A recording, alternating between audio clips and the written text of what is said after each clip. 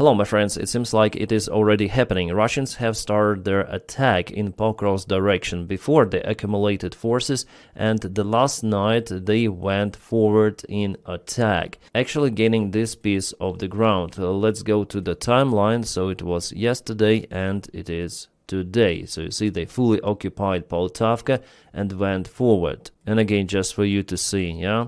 This is the green color because this Ukrainian counteroffensive happened 2 weeks ago. In the deep state military map, if Ukrainian territorial gains are more than 2 weeks, they change the color. So what is here? Russians went through this river a little further. Those are fields, but they established the control over Poltavka. It's the small village. Let me show you the satellite. Yeah, so just a few of the streets. Nevertheless, they have the opportunity to create the bridgehead in Poltavka. So Ukraine counterattacks from those sides in Pankivka, Mayak, and further to the south, also pushing from this side. Plus Ukraine was capable to cut Russians in Kucherev Yar. There are not many soldiers, but still they are unable to receive normal supplies. All the supply deliveries are organized by Russians using drones. And why do Russians continue to use drones to supply this area? Because Ukraine has to use extra resources to encircle Russians here. And while Ukrainian army tries to avoid losses, attacking Kucherev Yar for now,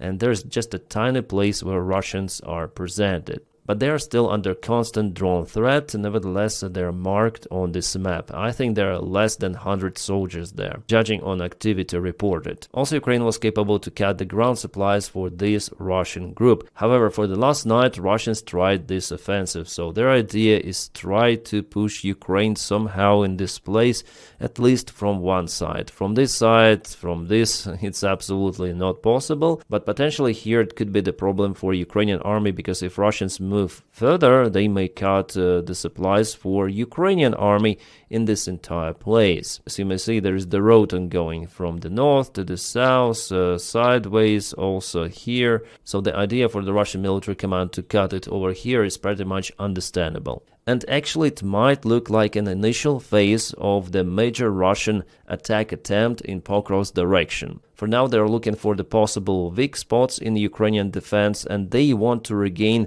those territories under control back, because that is how they were capable actually to proceed to Zoloty Kolodets and break through Ukrainian main defense line. That's what they want to do here, yeah? Zoloty Kolodets, it was previously occupied, later on liberated by Ukrainian emergency brigades. I guess it happened roughly 2 months ago, but Ukraine since that time managed to break the initiative, and now Russia tries to get it back. As well as they went recently closer to Pokrovsk and they operate with their sabotage groups out there. And we have the report from the Myko Center 3 OSINT analytic. He shows this military map. Definitely Russians went deeper. In the deep state military map it is something like here, but we have the drone evidence, probably I'm gonna show you a little later, that Russians are very close to this important road, and their idea is actually to cut it, and that's how Ukrainian group here will be forced to leave this area or to organize defense in multiple of directions, which is also not profitable, as you might understand. So yeah, let's go to the Mykosk interactive map. Here you can see that Russia is using aviation bombs, hitting Ukrainian positions in those villages, actually stopping or slowing down Ukrainian counteroffensive actions here. Plus they dropped the gliding bombs here before starting this offensive, so attack on the Ukrainian positions. We have geolocation confirmation that's exactly the same lake here. Yeah, I can even see it on those images. But Ukraine is using drones. For example, this one was a report on Telegram channel. Yeah, actually it's just a compilation, some sort of the cut of the drone drops and FPV drones, but analytics were capable to identify some of the locations, and one of those is very close to the supply road that I showed you already before. So that's the furthest point where Russians were capable to go. And I guess the local hub for Ukrainian supplies is Sofivka, because this village is kind of large compared to others in the place. Well, I think that Ukrainian military command have decided not to put too much forces in this place because of the Russian threats, Russian aviation bombs. But I think that Ukraine should press the Russians from this flank. Otherwise, they definitely create the threat for this entire region. Yesterday, Commander Sirski attended Pokrovsk direction where they negotiated something. So my take was that Ukraine probably is preparing to cut Russians completely here and jam them, forcing them to surrender, because after all, the presence of the Russian army in this place is not a good thing. But with those territorial gains of the Russian army and with this movement of their forces, I think that Ukraine tries to send its resources to compensate possible Russian major strikes in Pokrovsk direction. By the way, here you may see that Ukraine is using drones to hit Russian vehicles far behind the front line. I wonder what that vehicle is. We have it on X, on Twitter. Oh, it is even artillery system and MTLB vehicle. Okay. Some artillery shells are there, and it's not the only transport, it is also some sort of the supply vehicle, could be. And this is the transport for the Russian infantry with some of the anti-drone protection, but it didn't help. And yeah, many more vehicles. This is Bukhanka van, and this is one more Bukhanka van. Bukhanka means loaf because it looks like loaf. So thank you, Russians, for geolocating your losses. Now we have it on the map. Also, we have this video from Magyar. Some of the Russian soldiers in Pokrovsk direction, they tried to hide underground even. This is the small tunnel which is usually located under the road, and there is the Russian soldier hiding. I cannot show you what happened to him later. You know about the restrictions and limits here. Nevertheless, I shared this video on my Telegram channel. Well, I can tell you, this Russian soldier went outside and was kaputted. It's obvious, yeah? And also this video showed us the razor wire presented on the front lines. It is all around. This war looks more and more like a First World War. And here's one more reason why it looks the same, because Russians are starting to preparing their forces to ride the horses. It is the official report from the Russia Today. They say it's the real cavalry drills of the 9th motorized rifle brigade of the Russian army.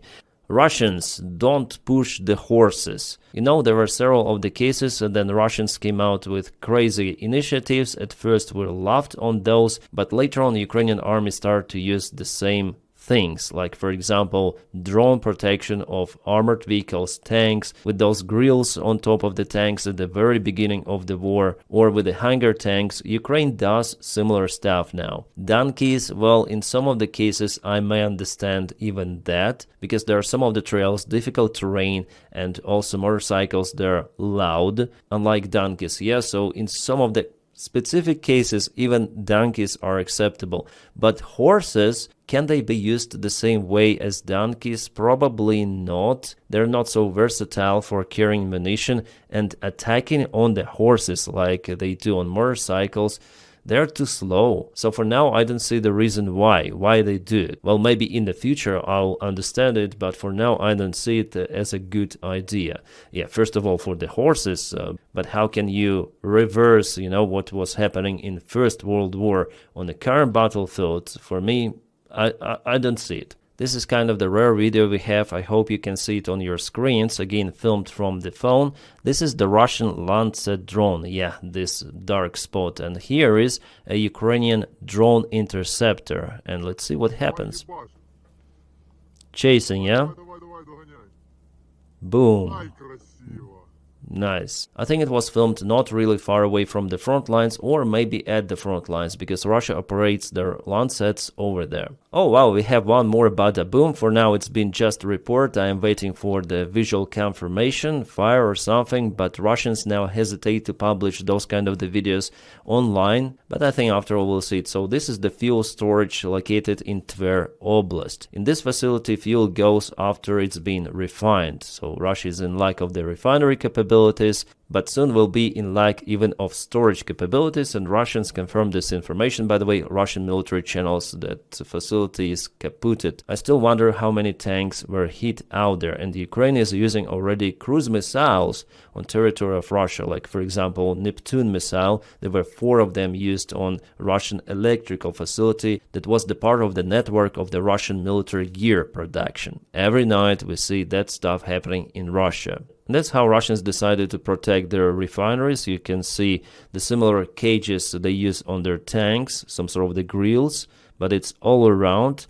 However, I think Ukraine is still capable to penetrate all of that with some sort of the napalm, shrapnel, shells. I think it is possible. Russians, you see, they constructed kind of the huge pie with many of the layers there. So Ukraine now has to circumnavigate even that protection. But I guess for Flamingo missile with 1-ton warhead, it doesn't really matter if those nets are out there or not. Everything will be kaputted because it's too heavy. It's like huge aviation bomb. Right, about the case with the Russian helicopter Mi-8 that was shot down yesterday, I recorded the video about it. Actually, it was more or less soft landing under current conditions. Nevertheless, Russians say about forever memory for those who were flatlined in this aviation accident. Judging on this Russian message, I understand that some people survived and some not. But after all, it's the very successful operation of Ukrainian Armed Forces and Magyar Birds unit. Fantastic. And interesting information came from the Ukrainian Deputy of the Defense Minister, Lieutenant General Ivan Gavriluk, who told to BBC Ukraine that our army is waiting for Gripen jets and they will be in Ukraine. As far as I remember, the talks about Gripens are ongoing since 2023. Sometimes Ukrainian officials say that the deal is in process. Sometimes they say, no, it's not profitable for us. We should concentrate on different fighter jets like Mirage 2000 and F-16. But now we have this new information, and Ivan Gavriluk was sure that Ukraine is going to obtain those fighter jets. Well, it's gonna be good if it is real.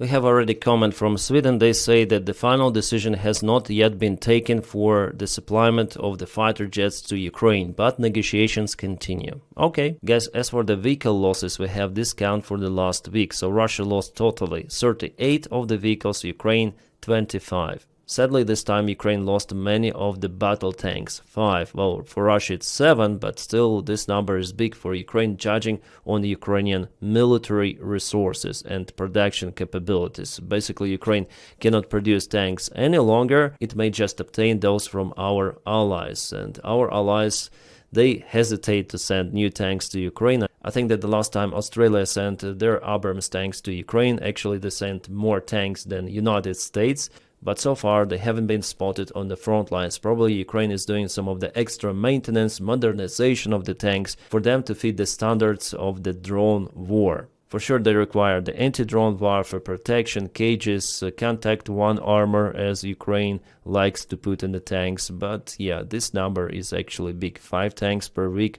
Too much. So the idea for Russia now is to exhaust Ukrainian army resources, and that's how they think that they may propel on the front lines.